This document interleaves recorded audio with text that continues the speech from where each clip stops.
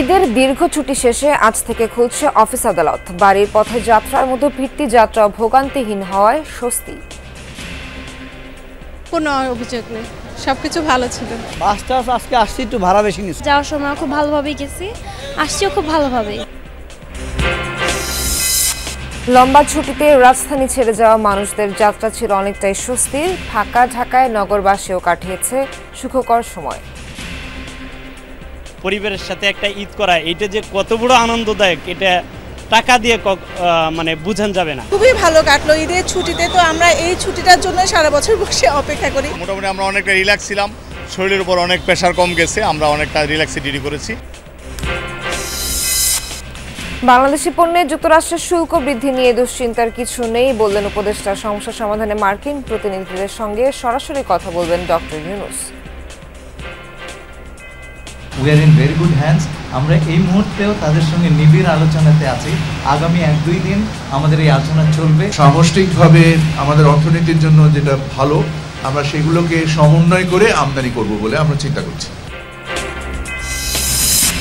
বাংলাদেশে আশ্রিত রোহিঙ্গাদের মধ্যে 2.25 লাখের বেশি মিয়ানমারের নাগরিক, জানালো জান্তা। প্রধান উপদেষ্টার দূরদর্শী নেতৃত্বের ফসল অভিমত বিশ্লেষকদের।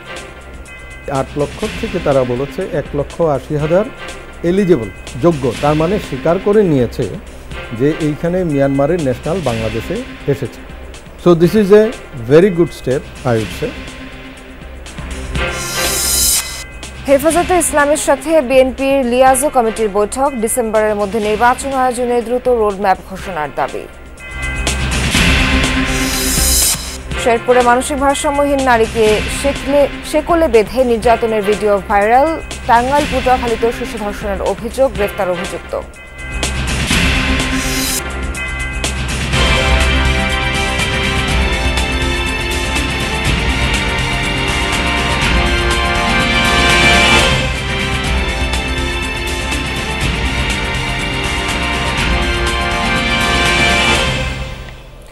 শুভ সকাল, স্বাগত সবাইকে। আমন্ত্রণ যমুনা নিউজে।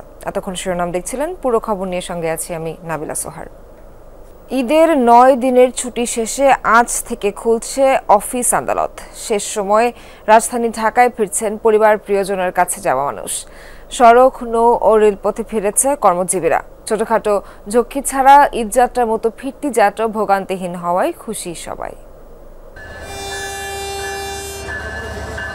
শেষ হলো ঈদের লম্বা ছুটি। পরিবার পরিজনের সাথে আনন্দ ভাগাভাগি শেষে জীবন জীবিকার টানে আবারও রাজধানী ঢাকায় কর্মজীবী মানুষের ঢল।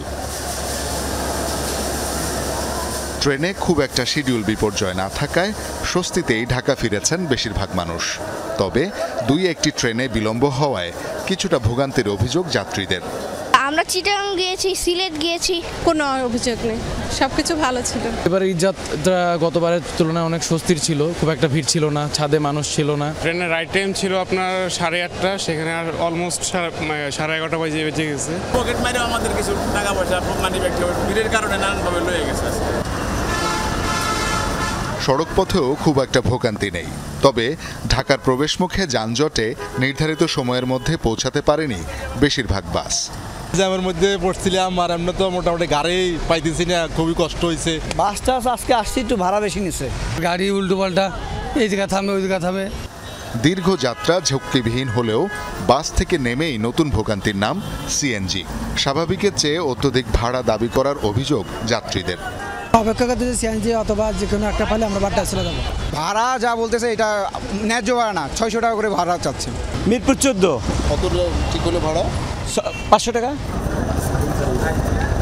রাত 3টার পর থেকেই সদরঘাট লঞ্চ টার্মিনালে ভিড়তে শুরু করে দক্ষিণাঞ্চলের লঞ্চগুলো। আগের মতো ভিড় না থাকলেও নৌপথেও যাত্রী নেহায়েত কম নয়। একে একে বিভিন্ন গন্তব্য থেকে ছেড়ে আসা লঞ্চ আসতে শুরু করে সদরঘাটে। মুহূর্তেই সদরঘাটে কয়েক হাজার মানুষের জটলা। যাত্রীচাপ কম থাকায় অনেকটা আরামদায়ক ভ্রমণের অভিজ্ঞতার কথা জানান যাত্রীরা। শান্তিভাবে গেছি, শান্তিপূর্ণভাবে আল্লাহ পাক রব্বুল আলামিন আমাদেরকে পৌঁছে দিয়েছে। যাওয়ার সময় খুব ভালোভাবেই গেছি, আসছিও খুব ভালোভাবেই। আগে থেকে আইনশৃঙ্খলার বাহিনীগুলো খুব ভালো হয়েছে। জায়গার সংকট ছিল, একটু বসতে অসুবিধা ছিল, এই আর কি। আনন্দঘন ঈদ উদযাপন শেষে নতুন উদ্দীপনায় শুরু হোক কর্মজীবন, এমনটাই চাওয়া সবার। শওকত মঞ্জু শান্ত, যমুনা নিউজ, ঢাকা। রাজধানীতে কর্মজীবী মানুষের বাড়ি ফেরার খবর জানবো সহকর্মী ফয়সাল মাহমুদের কাছ থেকে। তিনি আছেন কমলাপুর রেল স্টেশনে। ফয়সাল, শেষ মুহূর্তে মানুষের কর্মস্থলে ফেরার চিত্র কেমন দেখছেন? যাত্রাপথের ব্যাপারে তারা কি বলছেন, কতটুকু সন্তুষ্ট? সোহার, যেহেতু গতকালকে সরকারি যে 9 দিনের ছুটি ছিল ঈদ যাত্রা, সেটি কিন্তু শেষ হয়েছে। অর্থাৎ আজকে থেকেই অফিস আদালত সবকিছুই খুলে গেছে। ফলে কিন্তু যারা ফেরার ঢাকা তারা কিন্তু কালকের মধ্যেই অনেকখানি ফিরেছেন। আর যারা গতকাল পর্যন্ত ফেরেননি তারা সকলেই চেষ্টা করেছেন যাতে অফিস সময়ের আগে তারা ঢাকা পৌঁছাতে পারেন। ফলে আমরা সকাল থেকে যেমনটি দেখেছি যে যেই সকল ট্রেনগুলো দেশের বিভিন্ন প্রান্ত থেকে ঢাকায় এসে পৌঁছেছে সকাল সবগুলো ট্রেনে আমরা দেখেছি বিপুল পরিমাণ যাত্রী ছিল। যদি বলি যে অতিরিক্ত যাত্রী কিন্তু সেই ট্রেনগুলোতে করে ঢাকায় এসেছেন। সেখানে যার ফলশ্রুতিতে হয়েছে অতিরিক্ত যাত্রী চাপের কারণে যারা পরিবার নিয়ে এসেছেন কিংবা যাদের সাথে লাগেজপত্র ছিল তারা কিন্তু বেশ বিড়ম্বনায় পড়েছেন। তবে সোহার, আরেকটি বিষয় জানিয়ে রাখি যে ঢাকায় আসার পাশাপাশি কিন্তু আমরা দেখেছি যে কমলাপুর রেলওয়ে স্টেশনে ঢাকা ছেড়ে যাওয়ার যাত্রীদের সংখ্যাও কিন্তু প্রচুর। যারা মূলত ঈদের সময়ে ছুটিতে বাড়ি যেতে পারেননি, প্রিয়জনের সাথে ঈদ করতে পারেননি, তারা কিন্তু তারাই এখন আবার তারা কিন্তু বাড়ি ফেরার জন্য চেষ্টা করছেন। এবং আমরা দেখছি সকাল থেকেই তারা কিন্তু কমলাপুর রেলওয়ে স্টেশনে বেশ ভিড় করেছেন। আমরা দেখেছি সকাল থেকে বেশ কয়েকটি ট্রেন তাদের নিয়ে দেশের বিভিন্ন প্রান্তে বিভিন্ন গন্তব্যের উদ্দেশ্যে কিন্তু ছেড়ে গেছে। তবে এখন পর্যন্ত যদি বলি ট্রেন, আমরা বেশ কয়েকজন যাত্রীর সাথেও কথা বলেছি, তারা বলছেন যে শেষ সময়ে কিছুটা যাত্রী চাপের কারণে তারা কিছুটা ভোগান্তি হয়েছে তাদের বা কষ্ট হয়েছে। তবে এর পাশাপাশি তারা পুরো যাত্রা নিয়ে তারা অনেকেই স্বস্তির কথা বলছেন এবং তারা বলছেন যে অন্যান্য বছরের চেয়ে এবার কিছুটা তারা ভালোভাবে তাদের এইবারের ট্রেন যাত্রা কিংবা ঈদ যাত্রাটি তারা কাটিয়েছেন। তবে এছাড়া যদি বলি বাসের ক্ষেত্রেও কিন্তু একই বলা যায়। সকাল থেকেই কিন্তু অনেক যাত্রী তারা কিন্তু ঢাকায় পৌঁছেছেন বাস, লঞ্চ এছাড়া ট্রেনে করে। তবে যেহেতু সকাল 10টা থেকে বা 9টা থেকে অফিস আওয়ার শুরু, তাই সকলেরই চেষ্টা ছিল সকাল ঢাকায় প্রবেশ করা এবং ঈদ পরবর্তী তাদের কর্মস্থলে যোগ দেয়া। সোহার, ধন্যবাদ ফয়সাল আপনাকে। দেশের ইতিহাসে দীর্ঘতম ছুটি উপভোগ করলো জনগণ। টানা ছুটি শেষে এবার কর্মস্থলে ফেরার পালা। এবারের ঈদযাত্রা অনেকটাই স্বস্তিদায়ক ছিল জানিয়েছেন রাজধানীতে ফেরা মানুষ। আর নগরীতে থেকে যাওয়া বাসিন্দারা বলছেন ফাঁকা ঢাকায় অনেকটাই শান্তিতে কাটিয়েছেন তারা।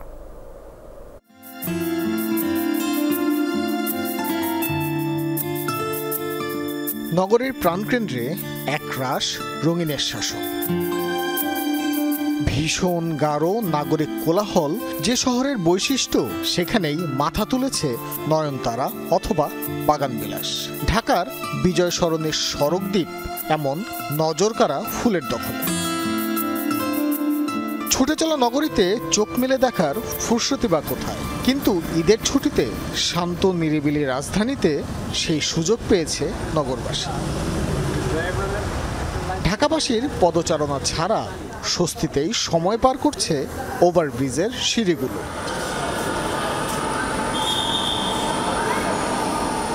একই চিত্র মেট্রো রেলও। হাজারো মানুষের কোলাহলে যে স্টেশনগুলো মুখর থাকে, সেখানে নেই চিরচেনা জটলা। লম্বা ছুটিতে যারা শহর ছেড়েছিলেন তাদের গল্প শুনবো এবার। কেমন কাটলো ঈদের ছুটি?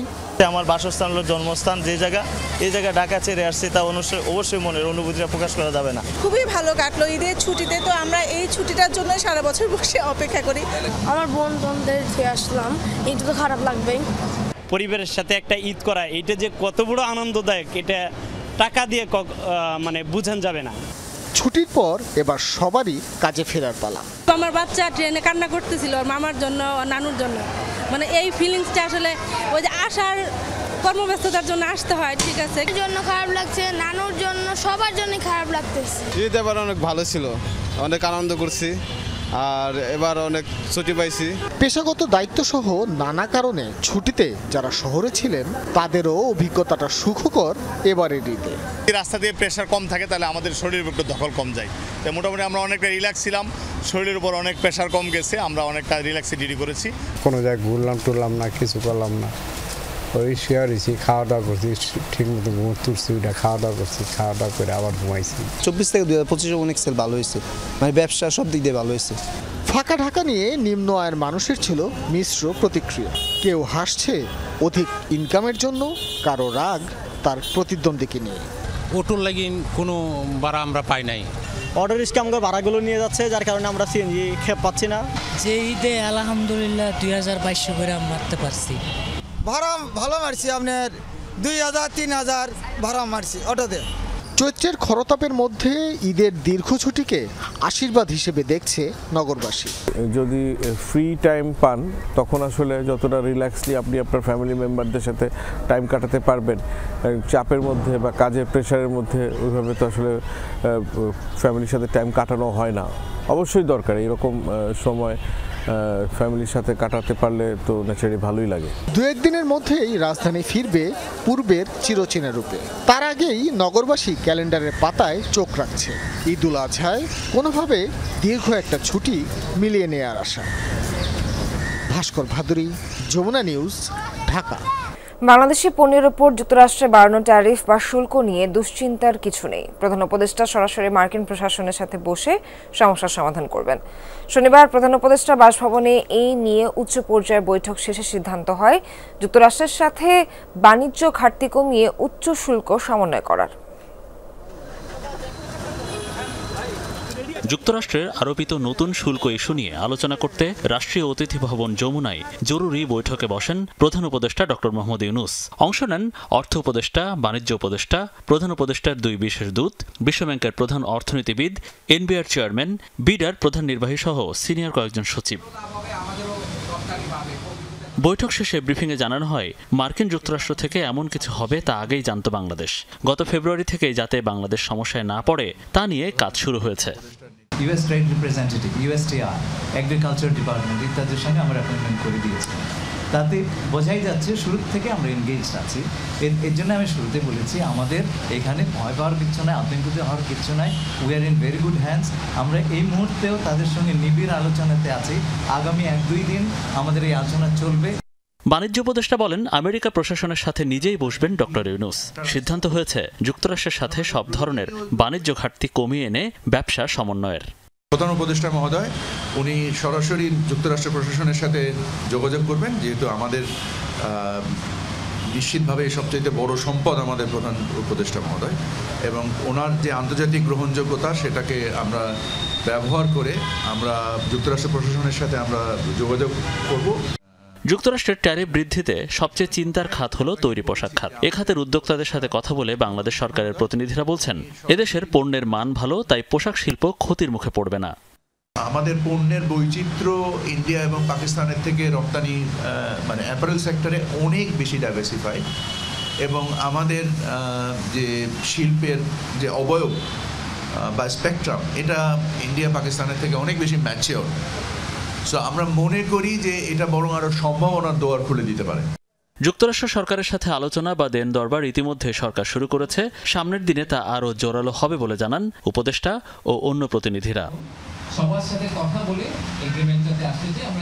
মনিরুল ইসলাম, যমুনা নিউজ, ঢাকা।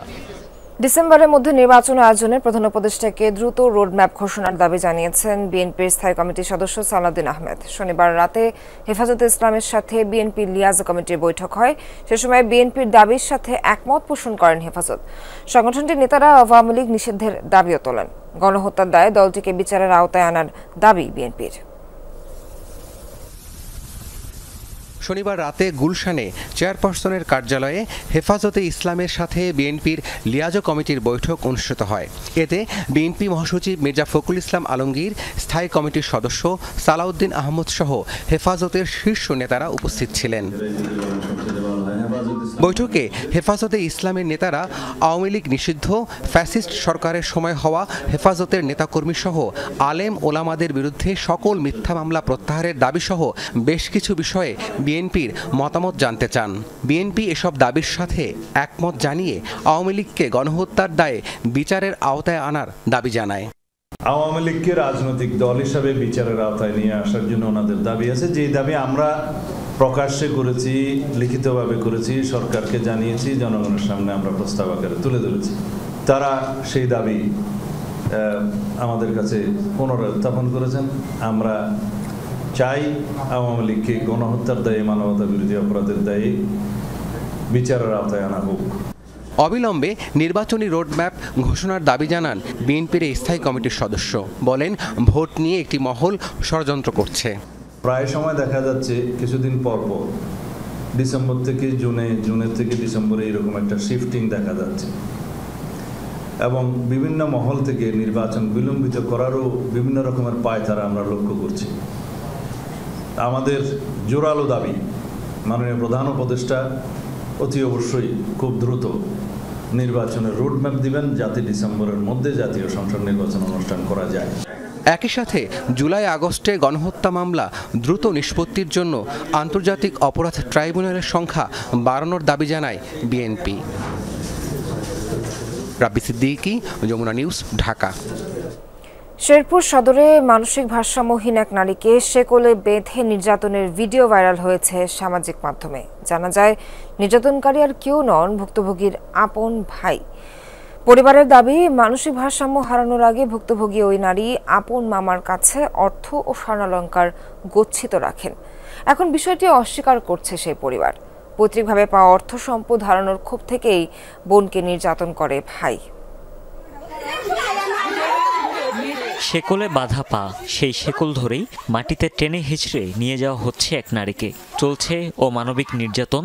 জানা যায়, সেই নির্যাতনকারী আর কেউ নন, ভুক্তভোগীর আপন ছোট ভাই। স্বজনরা জানায়, ঘটনাটি শুক্রবার বিকেলের। শেরপুর সদরের গজারিয়া গ্রামের বাসিন্দা চিরকনি বেগম গেল 6 মাস আগে হারিয়ে ফেলেন মানসিক ভারসাম্য। তবে এর আগে তার আপন মামা আব্দুল জলিলের পরিবারের কাছে পৈতৃক সূত্রে পাওয়া কিছু অর্থ ও স্বর্ণালংকার গচ্ছিত রাখেন তিনি। তার ভাই নূর ইসলাম চিরকনিকে নিয়ে সেই অর্থ সম্পদ আনতে গেলে পুরো বিষয়টি অস্বীকার করেন জলিলের স্ত্রী। এতে ক্ষুব্ধ হয়ে বোনের উপর এমন নির্যাতন চালান ভাই। আমার শরীর মুর গাম দিয়া আসমান জমিন মারি আছে, খুন মারি রান্না করে না পরে মনে করেন আমি আর একটা শিকল দিয়া আমার বই নামবা, আমার বড় বই না শিকলটা বাড়ি দিছি আর মাথায় নাতি নাকি। পূর্বের পাওনা টাকা আনতে গিয়েছিল, যাওয়ার পরে যখন তারা টাকা অস্বীকার করার পরে ওর ভাইয়ে ওই ভুলটাকে ওই যে রাগের মাথায় টেনে হিচড়ে নিয়ে আসে, ওই কিছু মারধর করে আর কি। আমার ফুফু পাগল হওয়ার আগে 22,000 টাকা আর শরীরের সমস্ত জাহারপাতি এডি আমার ওই চাচা, আমার চাচা আর এক বউ, চাচি হয় জলিলের বউ, ওর কাছে জমা রেখে এসেছি। তবে পাওনা টাকার কথা অস্বীকার করেন আব্দুল জলিলের পরিবার। অভিযোগ করেন, জমি নিয়ে মামলা থাকায় মানসিকভাবে বিপর্যস্ত ওই নারীকে দিয়ে ফাঁসানোর চেষ্টা করা হয়। টাকা টুকা গয়না ময়না কিছুই পাই না, ওরা আঙ্গরে ফাঁসাবার জন্য এই অবস্থা করতেছে। কেস তুলি না কইরা আমগর গ্রুপে অনেক টর্চার করে, আমরা তবুও মানি না কইরা এখন ওনারা বলতাছে যে আমাদের ওখানে ওরা নাকি 7 ভরি সোনা রাখছে, 1 লক্ষ টাকা রাখছে। গোটা বিষয়টি খতিয়ে দেখছে পুলিশ। এই ভাইয়ের বিরুদ্ধে অভিযোগ, ওনারা তো ভাই বোন, টাকা পয়সা নিয়ে কি আসামি গ্রেফতারের চেষ্টা চলতেছে, আসামি পলাতক আছে। 2 ভাই ও 3 বোনের মধ্যে দ্বিতীয় চিরকনি। বাবা মা মারা গেছেন বহু আগেই। বেশ কয়েক বছর আগে স্বামীর সাথে ছাড়াছাড়ির পর থেকেই এই ভাইয়ের পরিবারেই আছেন তিনি। হুমায়ুন রশিদ, যমুনা নিউজ।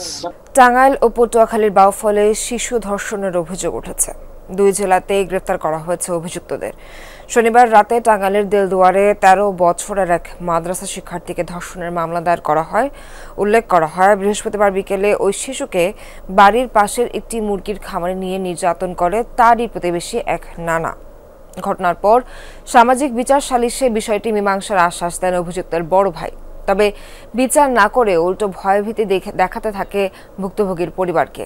পরে মামলা হলে অভিযুক্ত হুমায়ুন মিয়াকে গ্রেফতার করে পুলিশ। এদিকে পটুয়াখালীর বাউফলে 9 বছরের এক শিশুকে ধর্ষণের অভিযোগে এক বৃদ্ধকে গ্রেফতার করেছে পুলিশ। জানায়, ভুক্তভোগী শিশুকে খেলা শেখানোর নাম করে নিয়মিত যৌন নির্যাতন করত বৃদ্ধ সালাম খন্দকার। ঘটনাটি জানাজানি হলে শনিবার সন্ধ্যায় পুলিশের কাছে অভিযোগ জানায় ভুক্তভোগীর পরিবার। শনিবার রাতে অভিযান চালিয়ে তাকে গ্রেফতার করা হয়। রাজধানীর শাহবাগে ফুলের দোকানে আগুনের ঘটনায় কয়েকটি টিন শেড দোকান পুড়ে গেছে। ফায়ার সার্ভিসের প্রাথমিক ধারণা বৈদ্যুতিক গোলযোগ থেকে অগ্নিকাণ্ডের সূত্রপাত। শনিবার রাত 10টা নাগাদ শাহবাগ মোড়ের ফুলের কয়েকটি টিন শেড দোকানে আগুন লাগে। ফায়ার সার্ভিসের 1 ঘন্টার চেষ্টায় আগুন নিয়ন্ত্রণে আনে তাদের 5টি ইউনিট। জানায় দোকানগুলোতে বেলুন ফোলানোর হাইড্রোজেন গ্যাসের সিলিন্ডার ছিল, তাই সাবধানতার সঙ্গে আগুন নিয়ন্ত্রণে আনতে হয়েছে। ঘটেনি কোনো বিস্ফোরণ। এই ঘটনায় 3 জন দগ্ধ ও 2 জন আহত হয়েছেন। দগ্ধরা ঢাকা মেডিকেল কলেজের বার্ন ইউনিটে চিকিৎসাধীন। ফায়ার সার্ভিস সদর দপ্তরের ডিউটি অফিসার রাকিবুল হাসান জানান, আগুনে ক্ষয়ক্ষতির পরিমাণ 1 লাখ টাকা। ক্ষতিগ্রস্ত দোকান থেকে মালামাল উদ্ধার করা হয়েছে। শুষ্ক মৌসুমে হঠাৎ খরস্রোতের সৃষ্টি হয়েছে সিরাজগঞ্জের রায়গঞ্জে ফুলজোর নদীর ফরিদপুর অংশে। নদীর একমাত্র বাঁশের সাঁকো মেরামত করলেও ভেঙেছে কয়েকবার। বন্ধ নৌকা দিয়ে পারাপার। এতে বিপাকে পড়েছেন 2 পারের বাসিন্দারা। প্রশ্ন উঠেছে আওয়ামী লীগ সরকারের নদী ড্রেজিং এবং পার সংরক্ষণ প্রকল্প নিয়েও দ্রুত অনিয়ম অনুসন্ধান করে ব্যবস্থা নেওয়ার দাবি স্থানীয়দের। শুষ্ক মৌসুমে নাব্য হারিয়ে সিরাজগঞ্জের রায়গঞ্জে ফুলজোর নদী যখন মৃতপ্রায়, ঠিক সেই সময়েই নলকা ইউনিয়নে নদীর ফরিদপুর অংশে হঠাৎই খরস্রোতের সৃষ্টি হয়।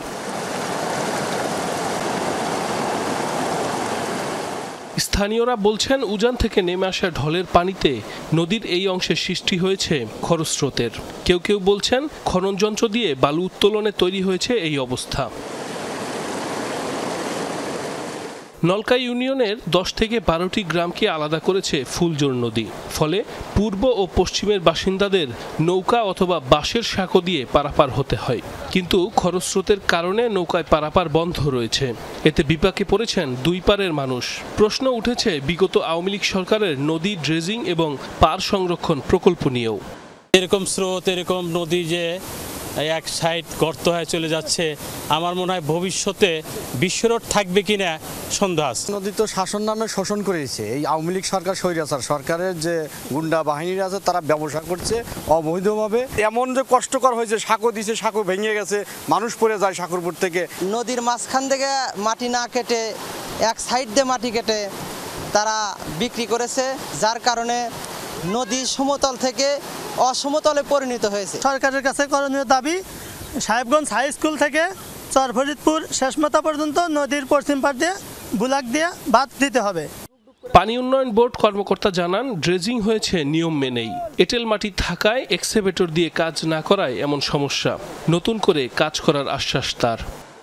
ড্রেজিং যতটুকু সেটা করছে, কিন্তু কিছু এঁটেল মাটিতে ড্রেজার কাটে না। এখানে এক্সকেভেটর নামার লাগে, যাকে জায়গা করে পাটে আর পানি আটকে থাকতেছে না, এ বছরই কাটার লাগবে, এই বছরই কাটার লাগবে। 2021 সালে বাঙালি, করতোয়া, ফুলজোর ও হুরাসাগর নদীর 217 কিলোমিটার ড্রেজিং এবং পার সংরক্ষণ প্রকল্পের কাজ শুরু করে পানি সম্পদ মন্ত্রণালয়। প্রকল্পের ব্যয় ধরা হয় 950 কোটি টাকা। তবে নির্দিষ্ট সময় পেরোলেও নেই কোনো দৃশ্যমান উন্নয়ন। সাইফ আহমেদ, যমুনা নিউজ। ব্যাংকিং খাতে আশঙ্কাজনক হারে বাড়ছে আদায় অযোগ্য ঋণ। 6 মাসের ব্যবধানে এই ঋণ বেড়েছে প্রায় দ্বিগুণ। ডিসেম্বরে আদায় অযোগ্য ঋণ বেড়ে দাঁড়িয়েছে 2,91,000 কোটি টাকায়। মোট খেলাপির 84% এখন আদায় অযোগ্য। ব্যাংকাররা বলছেন, নানা উপায়ে মন্দ ঋণ লুকিয়ে রাখা হয়েছিল, যা এখন প্রকাশ পাচ্ছে। মন্দ ঋণ কমাতে হলে আগে খেলাপি কমাতে হবে, নতুবা অনেক ব্যাংক দেউলিয়া হয়ে যেতে পারে আশঙ্কা তাদের। পতিত আওয়ামী লীগ সরকারের আমলে ব্যাপক অনিয়ম হয় ব্যাংকিং খাতে। ঋণের নামে চালানো হয় লুটপাট, নামে বেনামে বের করে নেওয়া হয় হাজার হাজার কোটি টাকা। এসব ঋণ খেলাপি হলেও তা না দেখিয়ে নানা উপায়ে লুকিয়ে রাখা হয়। এর বিপরীতে নেই পর্যাপ্ত জামানত, যে কারণে অস্বাভাবিক হারে বাড়ছে আদায় অযোগ্য ঋণের পরিমাণ। বাংলাদেশ ব্যাংকের তথ্য বলছে, ব্যাংকিং খাতে খেলাপি 3,45,764 কোটি টাকা। এর প্রায় 84%ই আদায় অযোগ্য। টাকার অঙ্কে যার পরিমাণ 2,91,537 কোটি টাকা। 6 মাসে বেড়েছে প্রায় 1,24,000 কোটি টাকা। ব্যাংকাররা বলছেন হঠাৎ করেই মন্দ ঋণ বাড়েনি, এটি আগে থেকেই ছিল, কিন্তু নানা উপায়ে লুকিয়ে রাখা হয় তথ্য, যা এখন প্রকাশ পাচ্ছে। মন্দ ঋণ তো হঠাৎ করে একদিনে হয় নাই, এটা দীর্ঘদিনের পঞ্জীভূত জিনিসগুলো একত্রিতভাবে এসেছে। কোনো না কোনোভাবে এই লোনগুলোকে তারা আন্ডার দ্য কার্পেট, এটাকে কোনোভাবে রিনিউয়াল করা, এটাকে কোনো ফ্যাসিলিটি দেওয়া, এই ফ্যাসিলিটিগুলো দেওয়ার কারণে এগুলো এতদিন কিন্তু রেগুলার ছিল। ক্লাসিফিকেশন যেগুলো হয়েছে লম্বা সময় ধরে, আমরা এইগুলোকে নার্সিং করে যাচ্ছিলাম, এগুলোকে রিশিউল করে যাচ্ছিলাম, বিকজ আপনি দেখেছেন রিশিউলমেন্টের অনেক ফ্লেক্সিবিলিটি দেওয়া হয়েছে over the last several years. Coramine দিয়ে এটাকে করা ছিল, সেই কোরামিনের লাস্ট স্টেজ আমরা এখনো কন্টিনিউ করছি। এখন আমাদের এই নিজস্ব চেহারা দেখা ছাড়া আমি মনে করছি না যে আর কোনো উপায় আছে। 6 মাসের ব্যবধানে রাষ্ট্রায়ত্ত বাণিজ্যিক ব্যাংকে আদায় অযোগ্য ঋণ বেড়েছে 46,500 কোটি টাকা। যদিও এ সময়ে বেসরকারি বাণিজ্যিক ব্যাংকের মন্দ ঋণ বেড়ে হয়েছে প্রায় দ্বিগুণ। বাংলাদেশ ব্যাংক বলছে আইনের পরিবর্তন এবং ব্যবসা বাণিজ্যের বিরূপ পরিবেশের কারণে বাড়ছে মন্দ ঋণ। এর ফলে ব্যাংকিং খাতে দেখা দিতে পারে নানা ধরনের সংকট। ব্যাংকের আর্নিংয়ের উৎসই তো তার অ্যাসেটের কোয়ালিটি যখন খারাপ হয় তখন সেই ব্যাংক শেষ। অ্যাসেটের কোয়ালিটি হলো দি বিগিনিং অফ এন্ড আর কি। এখান থেকে আপনার প্রভিশন শর্টফল হবে, এখান থেকে আপনার লিকুইডিটি ক্রাইসিস হবে, এখান থেকে আপনার ক্যাপিটাল শর্টফল হবে, সবগুলি ইন্ডিকেটরই আস্তে আস্তে নেগেটিভ হয়ে যাবে। বিশ্লেষকরা বলছেন ব্যাংকিং খাতে মন্দ ঋণ কমাতে হলে খেলাপি ঋণের লাগাম টানতে হবে। ঋণ বিতরণ কার্যক্রমে পরিশোধকে দূরে রাখারও পরামর্শ তাদের। ক্লাসিফাইড লোন আটকাতে পারলে তো ডেফিনেটলি এটাও আটকে যাবে। আপনি তো আপনাকে এইটা আলাদাভাবে আটকানোর কোনো রাস্তা নেই, আপনাকে বরঞ্চ আটকাতে হবে লোন যাতে ক্লাসিফাইড না। ক্লাসিফাইড হলে তো এটাতে 3 মাস গেল, 6 মাস গেল, 9 মাসের মাথাতে এটা ব্যাড এন্ড লস হয়ে, সুতরাং ক্লাসিফাইড লোনকে আটকাতে হবে, এইটাকে আলাদাভাবে আটকানো কোনো প্রয়াস না, ঠিকও না। লুটপাটের পুরো চিত্র বের হয়ে আসলে খেলাপি ঋণ এবং আদায় অযোগ্য ঋণের পরিমাণ আরও বাড়বে বলেও আশঙ্কা বিশ্লেষকদের। আলমগীর হোসেন, যমুনা নিউজ, ঢাকা। দর্শকের আস্থা ভালোবাসায় সাফল্যের 11 বছর পার করল যমুনা টেলিভিশন। নানা আনুষ্ঠানিকতায় উচ্ছ্বাস উদ্দীপনায় দিনটি উদযাপন করেছে টিম যমুনা। অনেকেই শুভেচ্ছা জানিয়েছেন যমুনা টেলিভিশনকে। যমুনার এগিয়ে যাওয়ার এই সফরে সঙ্গী শুভানন্দাইরা। দর্শকের ভালোবাসা, আস্থা এবং বিশ্বাসের 11 বছর পার করল যমুনা টেলিভিশন। গৌরবের এই বর্ষপূর্তি আনুষ্ঠানিকতা আর উচ্ছ্বাসের মধ্য দিয়ে উদযাপন করেছে টিম যমুনা। সকাল থেকেই যমুনা টেলিভিশনের প্রধান কার্যালয়ে সহকর্মীরা আনন্দঘন পরিবেশে নিজেদের মধ্যে শুভেচ্ছা বিনিময় করেন। কাজের ফাঁকে হাসি, আড্ডা আর ছবি তোলার মধ্য দিয়ে দিনটি স্মরণীয় করে রাখেন তারা। এসেছিলেন সাবেক সহকর্মীরাও। সবার কণ্ঠেই ছিল যমুনার জন্য শুভকামনা। 11 বছর পার করেছি। 11 বছর আসলে অনেক দীর্ঘ সময়। এই সময়টায় আসলে আমরা একটা পরিবার হয়ে উঠেছি। আমরা সবসময় ক্যামেরার পেছনে থেকে কাজ করি, যার কারণে দর্শকরা আমাদেরকে দেখতে পায় না। আমরা সবসময় বস্তুনিষ্ঠ ও সত্য সংবাদ প্রচারের চেষ্টা রাখছি এবং আগামীতেও সেই চেষ্টা অব্যাহত থাকবে। আমরা ভবিষ্যতে মানুষের পাশে থাকতে চাই, জনগণের কথা বলতে চাই এবং এই কাজে আমরা জনগণের সহায়তা চাই। আমরা সবসময় মানুষের ভালোবাসা নিয়ে তাদের সাথে থাকতে চাই, এগিয়ে যেতে চাই। যমুনার কর্মীরা, আমরা যারা মাঠে কাজ করি, সাংবাদিক, আমরা কিন্তু কাজ করেই যাচ্ছি। আমাদের সত্য এবং নিষ্ঠার সাথে আমাদের কাজ করা অব্যাহত থাকবে। 11 পেরিয়ে 12, যমুনা এখন কৈশোরে। ফুলেল শুভেচ্ছা জানাতে হাজির ছিলেন শুভানুধ্যায়ী এবং কল্যাণকামীরা।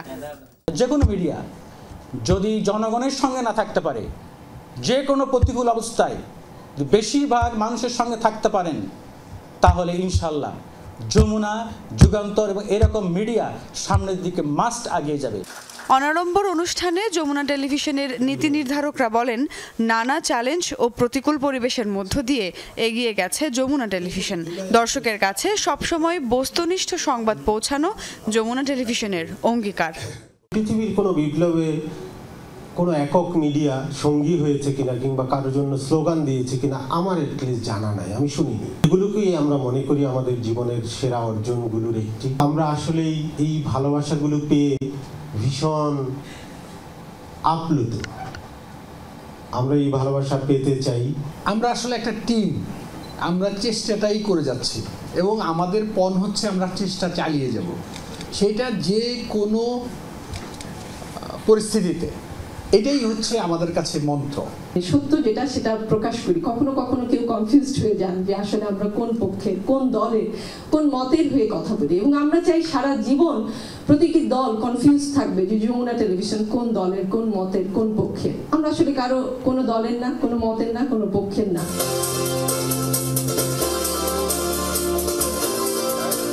2014 সালের 5 এপ্রিল আনুষ্ঠানিকভাবে যাত্রা শুরু করে যমুনা টেলিভিশন। সামনে থাকে, সামনে রাখে স্লোগানে দেশের সংবাদ ভিত্তিক শীর্ষ চ্যানেলটি পা রাখল 12তম বর্ষে। সুমাইয়া ঐশী, যমুনা নিউজ, ঢাকা।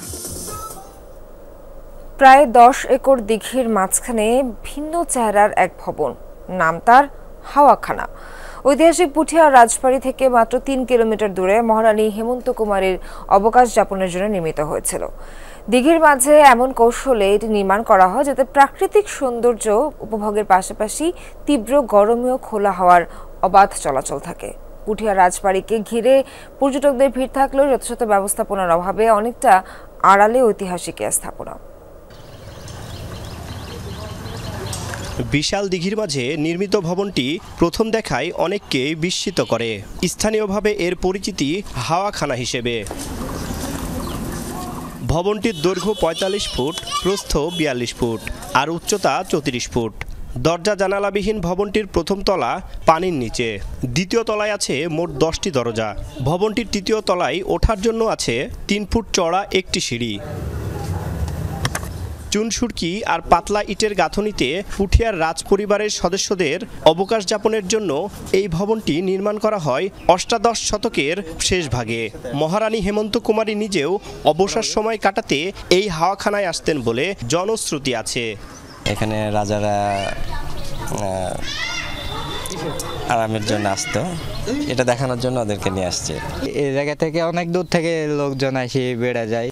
পুঠিয়া রাজবাড়ি পর্যটকদের কাছে খুব একটা পরিচিত হলেও হাওয়াখানা এখনও অনেকটাই আড়ালে রয়েছে। স্বল্প সংখ্যক দর্শনার্থী আসেন এখন, তবে তারা বলছেন এর যথাযথ ব্যবস্থা নিশ্চিত করা গেলে পর্যটকদের জন্য একটি আকর্ষণীয় স্থান হয়ে উঠতে পারে এটি। সংস্কার করা প্রয়োজন। এখানে যে বসার জায়গা নাই, তারপরে দোতলায় ওঠার জায়গা নাই। এখানে যদি বসার জায়গা হতো বা মানে বিনোদনের কিছু থাকতো হয়তো আরও দর্শক আসতো আর কি। অনেক সুন্দর একটা জায়গা, পরিবার সব কিছু নিয়ে আসা যায়। এখানে আমরা দেখছি অনেক মন্দির, গাছগাছালি, প্রাকৃতিক দৃশ্য। প্রত্নতত্ত্ব অধিদপ্তর বলছে প্রত্নতাত্ত্বিক এই নিদর্শনটিতে পর্যটক টানতে নানা উদ্যোগ নেওয়া হয়েছে। পরিবেশ ও যাতায়াত ব্যবস্থার উন্নয়নে নতুন করে জমি অধিগ্রহণেরও কাজ চলছে। জায়গাটা মূলত আমাদের এখন প্রত্নতত্ত্বের আন্ডারে 10 শতক জায়গার উপরে আমাদের কন্ট্রোলে আছে, আর বাকি দুই পাশে দেখছেন যে দিঘির মাঝখানে একটি হাওয়াখানার স্থাপনা, ওইটা এখন আমাদের পাবলিক ইয়েতে দিঘিতে পরিণত হয়েছে। আমরা প্রক্রিয়া চলছে যে আমাদের প্রত্নতত্ত্বের আওতায় নিয়ে ওটা একটা অন্যতম পর্যটন হিসেবে যাতে কীভাবে দর্শকদের মধ্যে উপস্থাপন করতে পারি। প্রত্নতত্ত্ব অধিদপ্তর সর্বশেষ 2017 সালে হাওয়াখানা সংস্কারের কাজ শুরু করেছিল, তবে সেই কাজও পূর্ণতা পায়নি। তারেক মাহমুদ, যমুনা নিউজ, রাজশাহী। শৈশবে দোতারার প্রতি আকর্ষণ থেকে শুরু, এরপর একে একে ডজনেরও বেশি বাদ্যযন্ত্র বাজানো শিখেছেন খুলনার দেবাশিস মজুমদার। সুর সঙ্গীতের প্রতি তার ভালোবাসা আর বাদ্যযন্ত্রে পারদর্শিতায় মুগ্ধ স্থানীয়রা। আগামীতে প্রশিক্ষণ কেন্দ্র গড়ে তোলাই দেবাশিসের স্বপ্ন। সে সাথে গিনেস বুক অফ ওয়ার্ল্ড রেকর্ডসে নাম লেখানোরও প্রবল ইচ্ছা এই যন্ত্রশিল্পীর।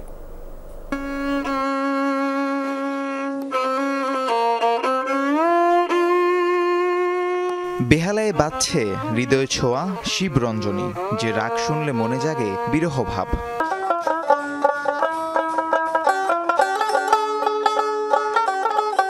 দোতারায় চলছে শাস্ত্রীয় সঙ্গীতের অন্যতম রাগ কাফি। সুরের মূর্ছনায় মুগ্ধ হবে যে কেউই। 1 ডজনেরও বেশি বাদ্যযন্ত্র এভাবেই দক্ষতার সাথে বাজাতে পারেন দেবাশিস মজুমদার। ছোটবেলায় বাদ্যযন্ত্রের প্রতি আকর্ষণ থেকে শুরু, যা এখন দেবাশিসের একমাত্র ধ্যান জ্ঞান। ছোটবেলায় আমার জেঠুতো ভাই অমল ঘোষাল, তার বাজনা দেখেই আমার এই দোতারা বাজনার প্রতি যে আগ্রহ এটা সৃষ্টি হয়। তার হাত ধরেই আমি শ্রী অমূল্য রায় তার কাছে যাই। শুধুই বাদ্যবাজনা নয়, সুরেলা কণ্ঠে গান গাইতেও সিদ্ধহস্ত দেবাশিস। আগামীতে দেশে ঐতিহ্যবাহী লোকবাদ্যের প্রশিক্ষণ কেন্দ্র প্রতিষ্ঠা করার স্বপ্ন তার। সুর ও সঙ্গীতের প্রতি দেবাশিসের এই ভালোবাসায় গর্বিত পরিবারের সদস্যরাও। আমি চাই একটি লোকজ যন্ত্রের ইনস্টিটিউট করতে।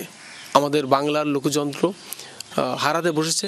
এই ইনস্টিটিউটের মধ্য দিয়ে ঢোল, খোল, দোতারা, বেহালা, হারমোনিয়াম সহ অন্যান্য যে যন্ত্র আছে আমাদের বাংলার যন্ত্রগুলো বেঁচে থাক। তার এতগুলো গুণ, সে এতগুলো জিনিস বাজাতে পারে এবং আমি দেখছি সে অনেকগুলো গানেরও সুর করছে। এগুলো আমাকে সত্যি খুবই অভিভূত করে। সে শুধু খুলনা দক্ষিণ অঞ্চলের শিল্পী না, আমার কাছে মনে হয় দেবাশিস দা বাংলাদেশের জাতীয় একটা সম্পদ। একসঙ্গে এতগুলো যন্ত্র এটা বাজানো আমার মনে হয় দেবাশিস দার দ্বারাই সম্ভব। আমি যদি সারা জীবনও সাধনা করি আমার মনে হয় এটা আমি পারবো না। বাগেরহাটের রামপাল উপজেলার বাসিন্দা হলেও কর্মক্ষেত্র খুলনা সহ দেশের বিভিন্ন স্থানে অবস্থান করেন দেবাশিস মজুমদার। রাহিম সারোয়ার, যমুনা নিউজ। গাজায় অব্যাহত ইসরায়েলের বর্বর আগ্রাসন আর ফিলিস্তিনিদের রক্তপাত। শনিবারও নির্বিচার বোমাবর্ষণে মৃত্যু হয়েছে আরও ৩০ ফিলিস্তিনির। উপত্যকার উত্তর ও দক্ষিণাঞ্চলে একযোগে হয় হামলা।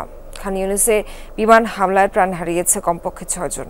বেত হানুনে পৃথক অভিযানে আরও ৬ ফিলিস্তিনির মৃত্যু হয়েছে। হামলা শিকার বিভিন্ন এলাকার আশ্রয় শিবিরগুলো। স্থল অভিযানের পরিধিও বাড়িয়েছে ইসরায়েলি বাহিনী। গাজার দক্ষিণে নতুন প্রতিষ্ঠিত মোরাগ নিরাপত্তা করিডোরে বাড়তি সেনা মোতায়েন করেছে ইসরায়েল। হামাসের কাছে আটক ইসরায়েলি জিম্মিদের মুক্তি না দেয়া পর্যন্ত তীব্র অভিযান চলবে হুমকি দিয়েছে নেতানিয়াহু প্রশাসন।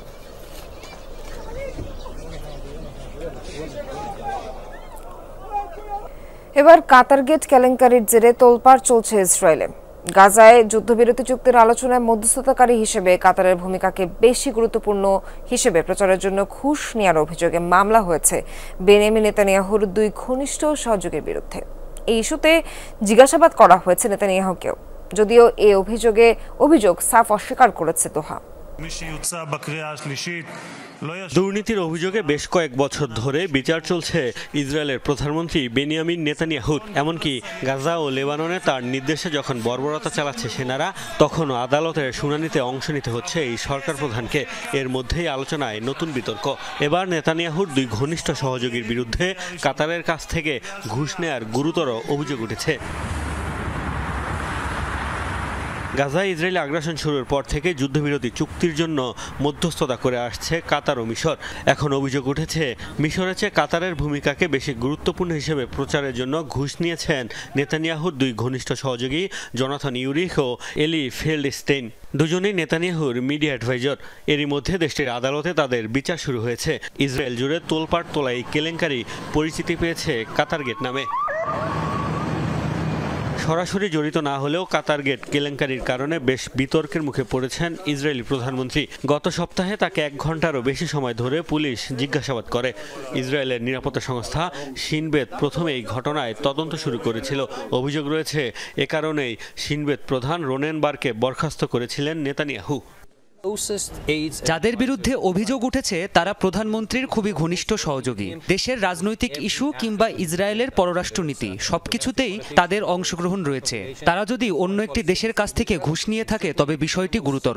নেতানিয়াহু এর সাথে জড়িত না হলেও দায় এড়াতে পারবেন না। মামলার নথিতে বলা হয়েছে সরাসরি কাতার অভিযুক্তদের ঘুষ দেয়নি, বরং যুক্তরাষ্ট্র ভিত্তিক একটি লবিস্ট গ্রুপের কাছ থেকে অর্থ নিয়ে ইউরিকো ফেল্ডস্টেইন মিডিয়ায় কাতারকে প্রমোট করার জন্য কাজ করেছেন। নেতানিয়াহু এই অভিযোগকে রাজনৈতিক ষড়যন্ত্র আখ্যা দিয়েছেন। কাতারের পাল্টা অভিযোগ, যুদ্ধবিরতির প্রচেষ্টাকে ভেস্তে দিতে এমন কেলেঙ্কারিতে তাদের নাম জড়ানো হচ্ছে। মোস্তফা মাহমুদ, যমুনা নিউজ। ব্রাজিলের রিও ডি জেনেরিওতে হয়ে গেল লাতিন আমেরিকার সবচেয়ে বড় সমরাষ্ট্র প্রদর্শনী, যেখানে অংশ নেয় 28টি দেশের 400-রও বেশি অস্ত্র তৈরির প্রতিষ্ঠান। কেনাবেচা হয় অত্যাধুনিক সব মেশিনগান, ড্রোন ও ক্ষেপণাস্ত্র সহ বিভিন্ন যুদ্ধ সরঞ্জাম। এ যেন অস্ত্র বেচাকেনার হাট। ভারী মেশিনগান থেকে শুরু করে স্নাইপার রাইফেল সবকিছুই নিবিড়ভাবে পর্যবেক্ষণ করছেন বিভিন্ন দেশের সামরিক বাহিনীর সদস্যরা। প্রদর্শিত হচ্ছে দূরপাল্লার ক্ষেপণাস্ত্র, ট্যাঙ্ক ও অত্যাধুনিক সব ড্রোন। ব্রাজিলের রিও ডি জেনেরিওতে অনুষ্ঠিত হয়েছে অঞ্চলটির সবচেয়ে বড় সমরাস্ত্র প্রদর্শনী, যাতে অংশ নেয় ব্রাজিল, ইরান, তুরস্ক ও ভারতসহ মোট 28টি দেশের 400-রও বেশি অস্ত্র প্রস্তুতকারী প্রতিষ্ঠান। প্রতিরক্ষার জন্য তৈরি নিজ দেশের সেরা সব সমরাস্ত্র প্রদর্শনের পাশাপাশি চলে দর কষাকষিও। এখানে আফ্রিকা, ইউরোপ, এশিয়া ও যুক্তরাষ্ট্র সহ বিশ্বের বিভিন্ন প্রান্ত থেকে প্রতিনিধি দল অংশ নিয়েছে। আমরা তাদের স্বাগত জানাই। ব্রাজিল একটি নিরপেক্ষ দেশ, তাই সহজেই তাদের চাহিদা মতো পণ্য সরবরাহ করতে পারি। প্রদর্শনী জুড়ে হাঁটতে দেখা গিয়েছে যুদ্ধক্ষেত্রে ব্যবহৃত রোবট কুকুর, ছিল নাইট ভিশন ক্যামেরা সংযুক্ত হেলমেট সহ অত্যাধুনিক আরও অনেক সামরিক সরঞ্জাম।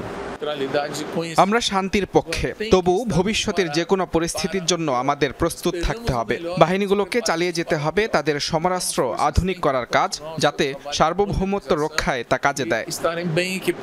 Latin America aerospace and defence বা সংক্ষেপে ল্যাড নামে পরিচিত এ সমরাস্ত্র মেলা শুধুই একটি প্রদর্শনী নয়, বরং এটিকে আন্তর্জাতিক নিরাপত্তা ও প্রযুক্তি উদ্ভাবনের অন্যতম মঞ্চ হিসেবে দেখছেন বিশেষজ্ঞরা।